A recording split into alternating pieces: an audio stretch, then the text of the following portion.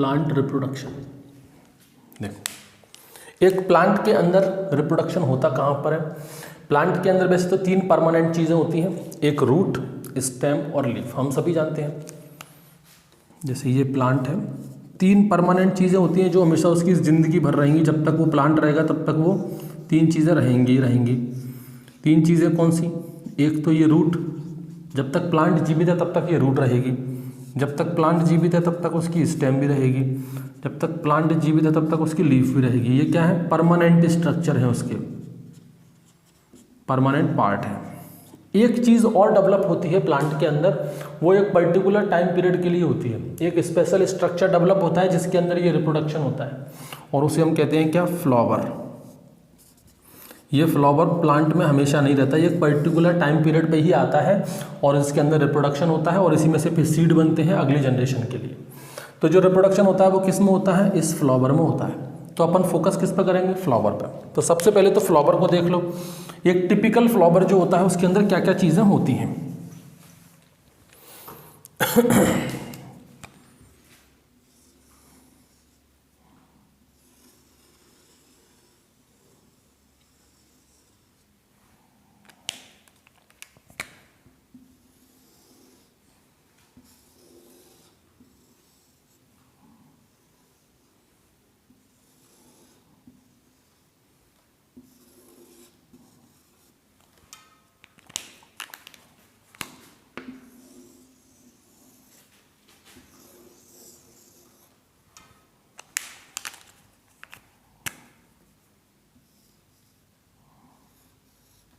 देखो 4 चीज़ें मैंने यहाँ पर बनाई है फ्लावर के अंदर। ये जो पार्ट होता है ना, इसको तो बोलते हैं थैलेमस।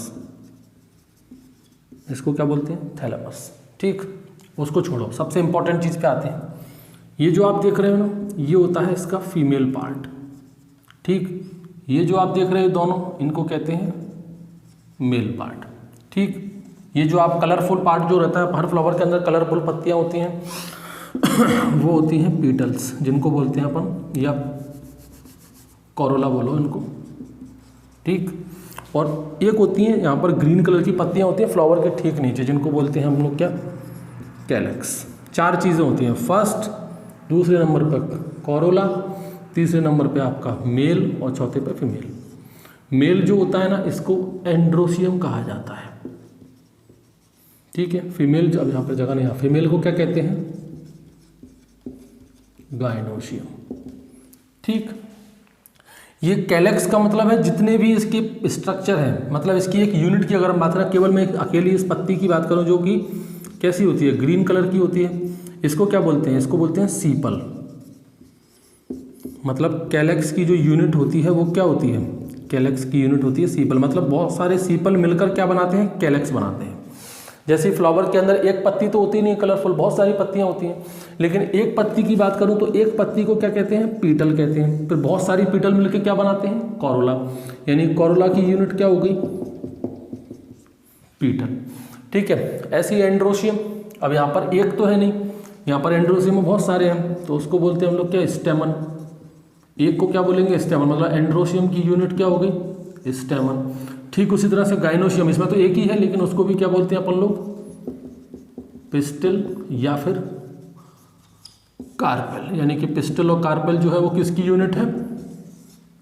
गाइनोसियम की। यहाँ से सीधे सीधे क्वेश्चन बनते हैं, सबसे ज़्यादा यहीं से क्वेश्चन पूछे जाते हैं कि गाइनोसियम की यूनिट क्या है? पिस्टिल और कार्पेल। पिस्टिल भी कह सकते हैं, कार्पेल भी कह सकते हैं। और एंड्रोसियम की यूनिट क्या है? तो वो है स्टेमन। ठीक है, अब ये तो अपना ग्रीन कलर का है तो फोटोसिंथेसिस का काम करेगा। ये आपके कलरफुल होते हैं, पीटल्स जो होते हैं वो कैसे होते हैं? आपके कलरफुल होते हैं, मतलब ये पॉलिनेशन को अट्रैक्ट करते हैं, इंसेक्ट को अट्रैक्ट करते हैं पॉलिनेशन के लिए। ठीक है, फ्लावर को थोड़ा सा अच्छा बनाते हैं, खूबसूरत बनाते हैं। इनका रिप्रोडक्शन में कोई काम नहीं है। इनका कैलेक्स का और कोरोला का कोई काम नहीं है रिप्रोडक्शन में, इसलिए ये दोनों कौन कौन से? कैलेक्स प्लस कोरोला, इनका कोई भी रिप्रोडक्शन में कोई काम नहीं है, डायरेक्टली पार्टिसिपेट करते नहीं है, इसलिए इनको एसेसरी पार्ट कहते हैं। फ्लावर के अंदर ये जो पार्ट है ना, इनको होर्ल कहा जाता है। क्या कहा जाता है? होर्ल। यानी इनको एसेसरी होर्ल कहते हैं। रिप्रोडक्शन में कौन पार्टिसिपेट करता है? मेल और फीमेल। मतलब कि जो एंड्रोसियम है और जो गाइनोसियम है, ये होते हैं एसेंशियल पार्ट या फिर कहो एसेंशियल हॉर्न। ठीक, याद हो जाएगा। कैलेक्स और कोरोला एसेसरी होते हैं क्योंकि रिप्रोडक्शन में पार्टिसिपेट नहीं करते। एंड्रोशियम और गाइनोशियम, एंड्रोशियम मतलब उसका male part, male sex organ, और गाइनोशियम मतलब उसका female part, female sex organ. ये दोनों एसेंशियल पार्ट होते हैं क्योंकि ये रिप्रोडक्शन में सीधे तौर पर पार्टिसिपेट करते हैं। भाई देखो जो सेक्सुअल रिप्रोडक्शन है ना, उसमें मेल और फीमेल गैमीट का बनना जरूरी है। सेक्सुअल रिप्रोडक्शन के लिए मेल भी चाहिए और फीमेल भी चाहिए। जो मेल होगा वो क्या करेगा, मेल गैमीट बनाएगा। मेल जो होगा वो मेल गैमीट बनाएगा। प्लांट के अंदर मेल गैमीट क्या होता है, पॉलन ग्रेन होता है।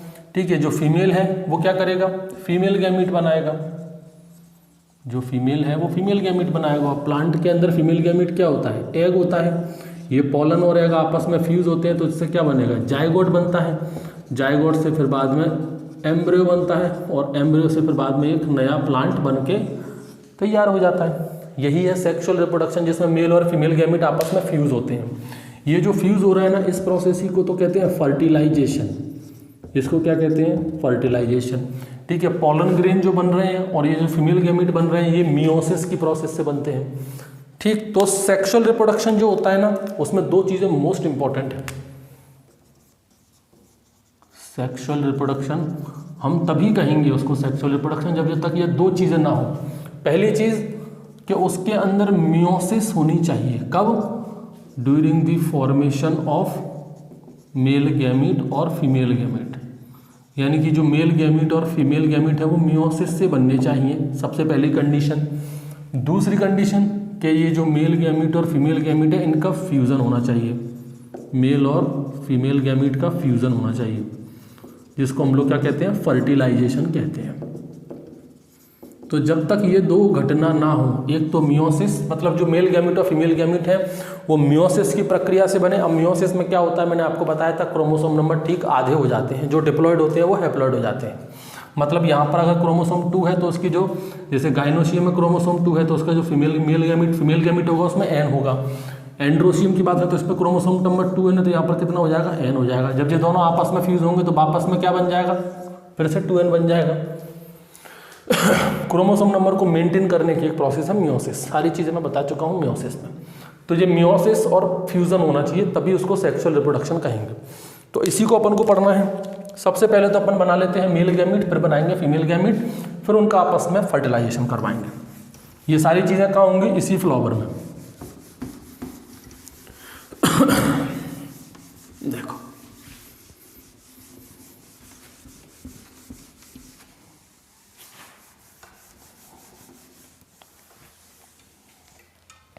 सबसे पहले अपन बनवाते हैं मेल गैमीट। यानी कि मेल गैमीट के लिए सबसे पहले आप बनाओ क्या, मेल रिप्रोडक्टिव पार्ट। क्या है मेल रिप्रोडक्टिव पार्ट, एंड्रोशियम, जिसकी यूनिट को क्या बोलते हैं हम लोग, स्टेमन। मतलब एक स्टेमन बनाओ, ऐसा होता है स्टेमन। यही था। 3 चीज़ें आप देख रहे हो, इसको बोलते हैं एंथर और इसको बोलते हैं फिलामेंट। अब तीसरी चीज़ कहाँ है, ये जो इसको कनेक्ट कर रही है ना, इसको बोलते हैं कनेक्टिव। इसका कोई यूज़ नहीं, इसका कोई यूज़ नहीं। मोस्ट इंपॉर्टेंट है एंथर। ये जो एंथर होते हैं ना, इसी के अंदर पाए जाते हैं माइक्रोस्पोर मदर सेल। ठीक है, कैसे होते हैं ये, डिप्लॉयड होते हैं, 2n। इन माइक्रोस्पोर मदर सेल के अंदर, जैसे कि मान लो कोई एक ले लो, ये रहा वो माइक्रोस्पोर मदर सेल। इसके अंदर होती है क्या, मियोसिस। और हमें पता है मियोसिस से कितने सेल बनते हैं, 1 के 4। यहाँ से 4 सेल बन जाएंगे आपके। ये जो 4 बन रहे हैं ये कैसे होंगे आपके, हैप्लॉइड होंगे। मियोसिस में यही होता है। ठीक है, इनको क्या बोलते हैं, माइक्रोस्पोर। ये क्या बन गए आपके, माइक्रोस्पोर बन गए। यानी माइक्रोस्पोर मदर सेल में मियोसिस हुआ। माइक्रोस्पोर मदर सेल जो कि डिप्लॉयड थी, उसके अंदर मियोसिस हुआ और मियोसिस से 4 हैप्लॉइड माइक्रोस्पोर बन गए। इस प्रोसेस को कहते हैं माइक्रोस्पोरोजेनेसिस।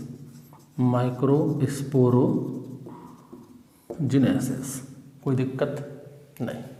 अब किसी एक को लेके चलो, मान लो इसको ले लेते हैं अपन, ठीक है। ये क्या है अपना, एक माइक्रोस्पोर है, ठीक है, जो कैसा है, हैप्लॉइड है, अपना एन है। अब इस माइक्रोस्पोर के अंदर ये जो आप देख रहे हो इसका न्यूक्लियस, इसके न्यूक्लियस में होगा माइटोटिक डिवीजन, पूरे सेल में नहीं होगा, सिर्फ उसके न्यूक्लियस में होगा। तो जब इसके न्यूक्लियस में माइटोटिक डिवीजन होगा, ध्यान रखना सेल में नहीं होना, सिर्फ उसके न्यूक्लियस में होना है। तो यहाँ पर एक से बन जाएंगे कितने, 2। एक से कितने न्यूक्लियस बन जाएंगे, 2 बन जाएंगे, क्योंकि माइटोसिस में क्या होता है 1 से 2 बनते हैं। अब चूंकि न्यूक्लियस में हो रहा है तो सिर्फ न्यूक्लियस ही 1 से 2 होंगे। तो जो 2 न्यूक्लियस बनते हैं ना, उसमें से एक को कह देते हैं हम क्या, वेजिटेटिव न्यूक्लियाई, और एक को कह देते हैं क्या, जनरेटिव न्यूक्लियाई। ये जो सारी प्रोसेस हो रही है ना, वो कहाँ हो रही है, इसी के अंदर हो रही है। अभी तक ये अपन ने दिखाया बाहर है, लेकिन ये पूरी प्रोसेस कहाँ हो रही है, इसी के अंदर। मतलब ये बाय न्यूक्लिएटेड स्टेज बन गई। कौन सी स्टेज हो गई, बाय न्यूक्लिएटेड स्टेज। यहाँ पर आकर कहानी रुक जाती है। अब यहाँ पर होगा पॉलिनेशन, यहाँ से जो आगे की जो कहानी है वो पॉलिनेशन तक रुकी रहेगी, ठीक है। अभी मेल गैमीट नहीं बने हैं, मेल गैमीट कहाँ बनेंगे, फीमेल के पार्ट के पास जाकर। अब यहाँ तक कहानी बात हो गई। अभी यहाँ पर अपन को कहानी रोकनी पड़ेगी, क्योंकि अब पॉलिनेशन होगा। ये जो पॉलन ग्रेन बना है ना, इसमें से पॉलन ग्रेन फूटेगा इसी स्टेज पर, और वो उड़ कर जाएगा, या पानी की मदद से जाएगा, या कोई इंसेक्ट उसे लेकर जाएगा किसी दूसरे फ्लावर पर, या फिर अपने ही फ्लावर पर। देखो अब बनाते हैं अपन क्या, फीमेल।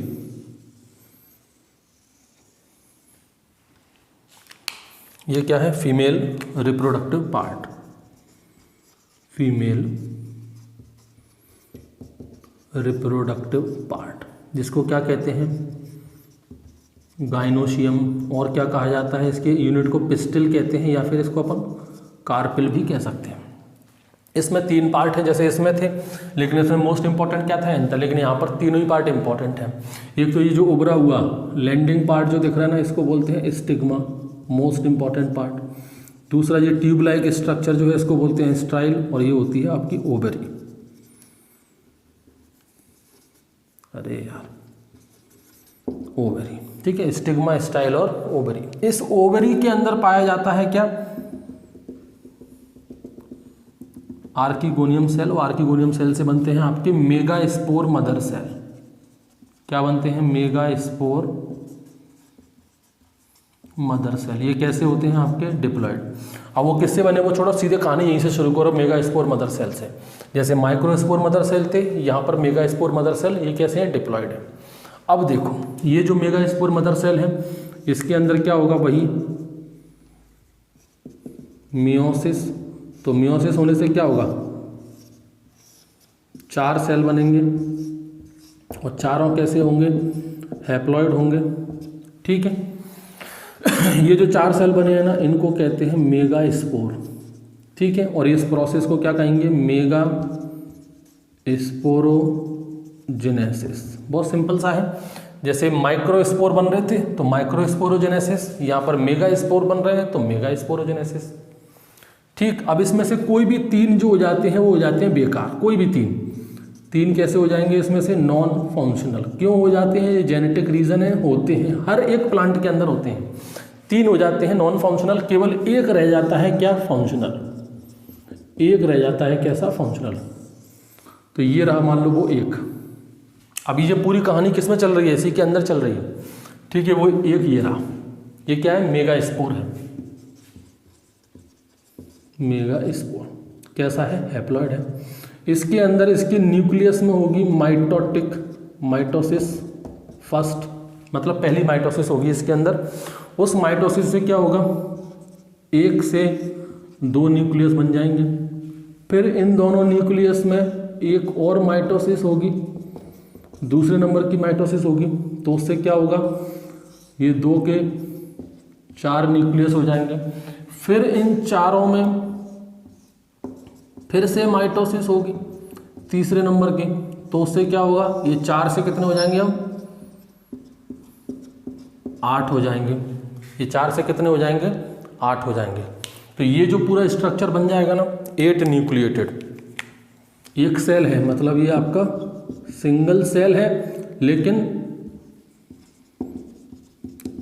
8 न्यूक्लिएटेड है, 8 न्यूक्लियस है इसके अंदर। जैसे यहाँ पर क्या था, सिंगल सेल और 2 न्यूक्लियस, यहाँ पर क्या हो गया, 1 सिंगल सेल और 8 न्यूक्लियस। ये स्ट्रक्चर कहाँ बन रहा है, इसी में बन रहा है। अब अपन इसको यहाँ बना लेते हैं, ठीक है। कहानी आपको समझ में आई, इसको मैंने बना दिया यहाँ पर, ये रहा वो स्ट्रक्चर, ठीक। अब ये जो 8 न्यूक्लियस ना, इनका अरेंजमेंट बड़ा स्पेसिफिक है। इन 8 में से 2 न्यूक्लियस हो जाते हैं सेंटर में, जो आपस में फ्यूज हो जाते हैं, जिनको हम लोग कहते हैं क्या, पोलर न्यूक्लियाई। अच्छा, इसको मिटाई देना, थोड़ा बोर्ड साफ हो जाएगा। यहाँ तक कहानी समझ में आ गई। अब इसको अपन सीधे इसके अंदर बना देते हैं, ठीक है। तो इसको अपन अब हटा देते हैं यहाँ से।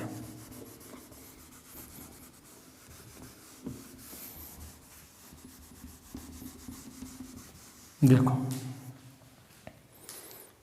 तो वो जो 8 थे ना, उस 8 में से 2 हो जाते हैं सेंटर में, जो आपस में फ्यूज हो जाते हैं, और फ्यूज होकर क्या बनाते हैं, पोलर न्यूक्लियाई, या इन्हीं को कहते हैं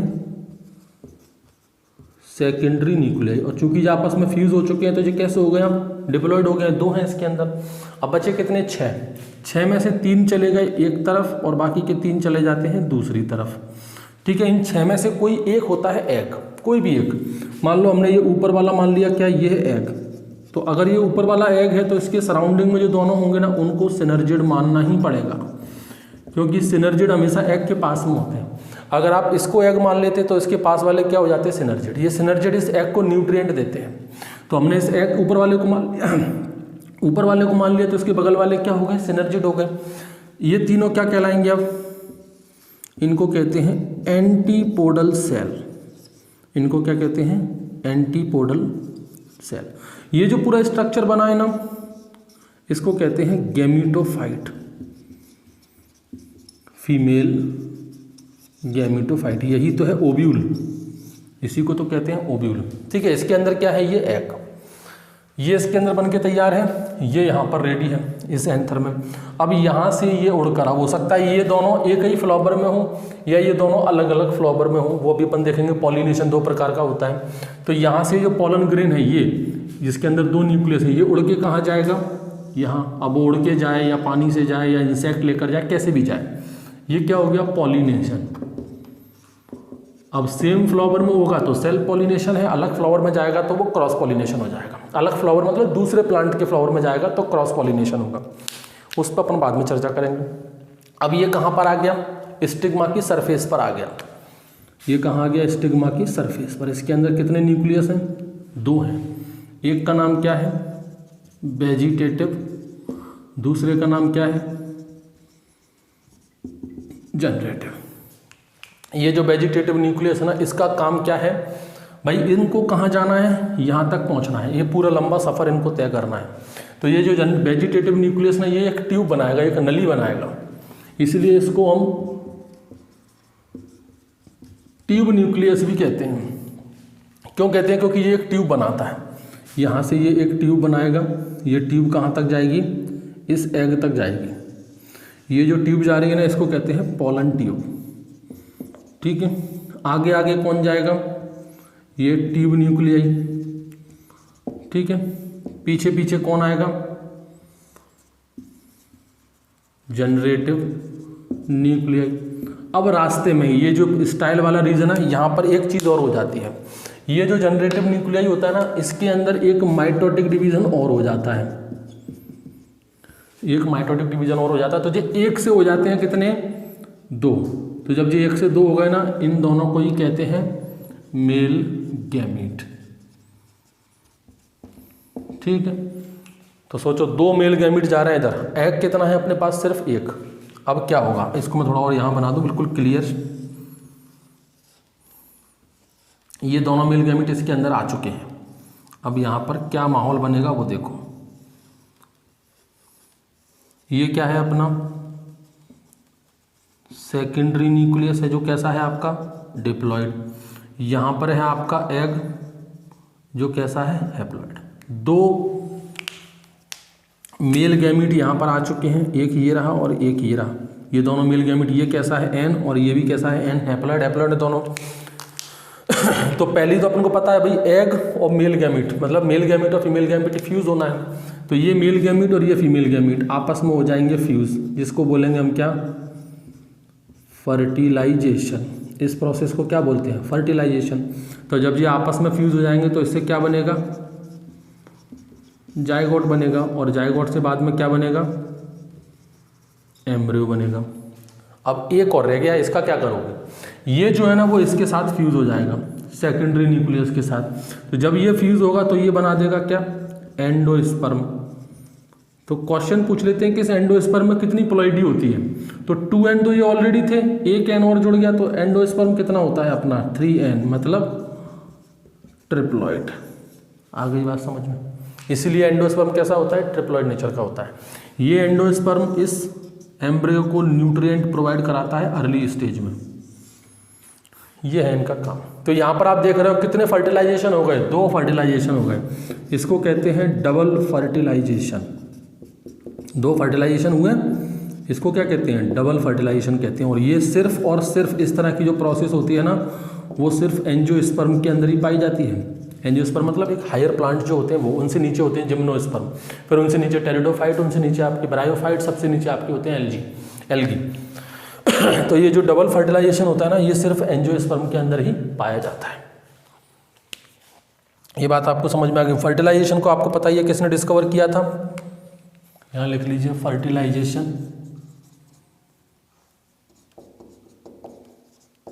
प्लांट के अंदर जो फर्टिलाइजेशन को किसने डिस्कवर किया था? स्ट्रासवर्गर ने। कब? 1884 में इसको डिस्कवर किया था मोनोट्रापा प्लांट के अंदर। और ये जो डबल फर्टिलाइजेशन है इसको डिस्कवर किया